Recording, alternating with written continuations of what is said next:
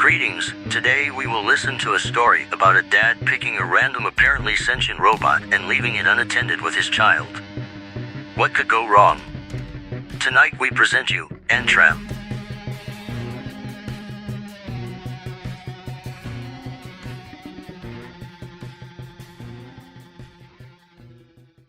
The picture you're staring at was taken sometime in the 70s. It's the only image I have left of my son and the artificial being known as ANTRAN, whom we had adopted into our family at the time. It was a warm summer back in the mid-70s. I was driving home from my logging company after a long shift, but I had to make a stop at the local garbage tip to drop off some old desks my mother had given us. When I got there, something caught my eye as I bent down. Upon closer inspection, I was shocked to see what I originally thought was a doll, a plastic outer shell with metal limbs and, more shockingly, a humanoid face with cold, dark eyes. I'll be honest and say I was curious at the time. I was incredibly impressed with the workmanship of this thing, so I didn't think twice before placing it carefully along the back seat of my car and taking it home. My son's interest was almost as intense as mine. We bonded over the course of a few days, opening it up, looking at its circuitry, and seeing if anything had been misplaced or broken. Eventually, to our surprise, the being, or android, seemed to come to life. Its limbs turned, its hands gripped, its eyes displayed a somewhat sentient tint, and, after a few moments, it managed to stand on its own accord. Needless to say, we were scared, yet fascinated. I thought to myself about who could have created such a wonderful, remarkable piece of work. It wasn't until a few weeks later that I realized this wasn't a toy or a doll. It showed incredible signs of intelligence and thinking ability. It learned to do everyday things such as taking the trash out and playing with my son's toys. It even had a favorite, a small, red car that it'd drive alongside the kitchen counters. It learned to mimic our ways, trying to eat from a fork despite having no digestive system, and moving its mouth despite lacking the ability to speak. I knew this was something else. Perhaps a military piece of hardware or a private project. I knew I should have handed him in, but when I watched my boy play with it so happily, his face lit up. I couldn't do it. He'd always been so lonely, and this thing was one of his only friends. What kind of father would I be to deny him the right to happiness? It couldn't hurt to allow him to keep it for a while. We named him ANTRAN, which was the print in capitals written in small font across his back. A few months passed quickly, and family life seemed to be improving. He was one of us. My lad's grades improved, his mood improved, everything was getting better. Until one evening in July. I was sitting in my armchair with a beer watching television. My boy and ANTRAN knelt down on the rug, play fighting with one another, as boys do. Suddenly, my attention was drawn to a loud gasp. I looked down and saw my child gripping his arm. "What's wrong, Adam?" I asked. He rolled up his sleeve. On his skin was a large, red mark covering his forearm. ANTRAN punched me, he replied, in a shaky voice. The mark was indeed red. It would soon bruise into a swollen, purple lump. My fatherly instincts took over, and like a parent telling off a naughty child, I shouted at the android. Its cold, metallic face, for a moment, seemed to show genuine sadness and sorrow, as though it was apologetic that it didn't know its own strength. Then its lips moved. Whether it was trying to muster up the words to say sorry through language or merely copying what I was doing, I will never know. Later on in the evening, I apologized for the shouting, told it everything was okay, and thought nothing of it.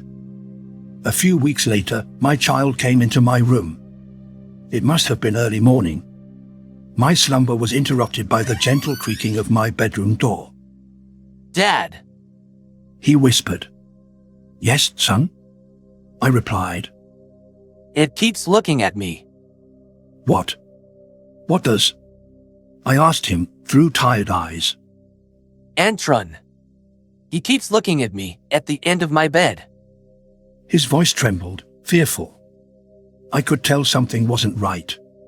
I noticed him rubbing his other arm and immediately called him over. Pulling up his sleeve, my heart sank. More bruises. Must have been 4 or 5, all the way up his small arms.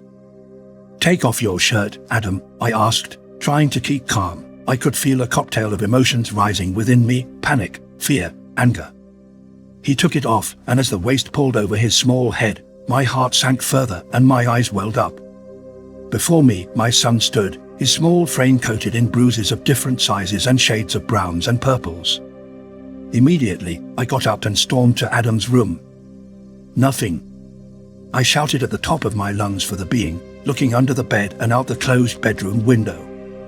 Suddenly, there was a loud knock from above us, then hard footsteps. "It's in the loft," I whispered, my eyes to the heavens. As I paced down the corridor, I noticed that the walls on either side of me were coated in scratches, all the way up to the now swinging piece of string that led to the small loft door. Slowly, I pulled it open, telling my scared son to stay where he was. The ladder fell down, and I climbed up.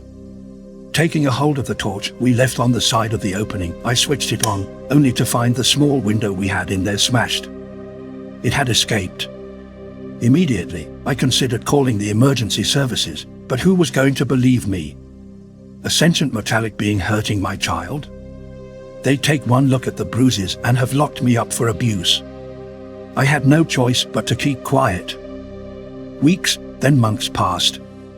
Every time we went outside, we noticed ever-increasing signs of ANTRAN's presence, the familiar scratch marks alongside the bricking of my home.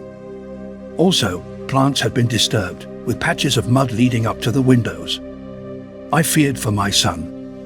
I never let him out of my sight as I took him to and from school. What had caused this sudden hostility towards us? Had we done it wrong? Was it my shouting?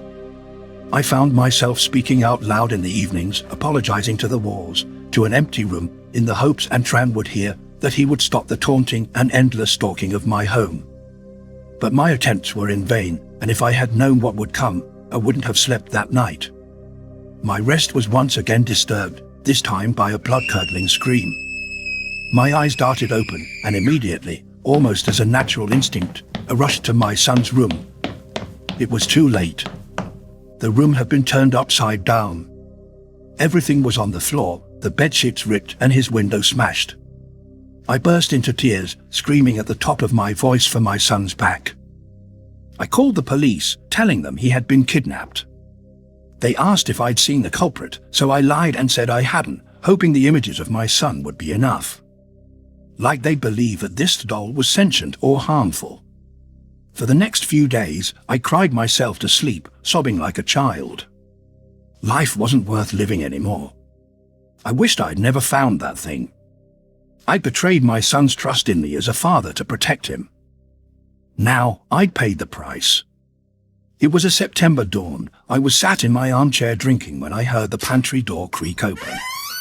"Adam!" I called, rushing to the kitchen. Again, nothing. Except there on the kitchen counter was ANTRAN's favorite red toy car.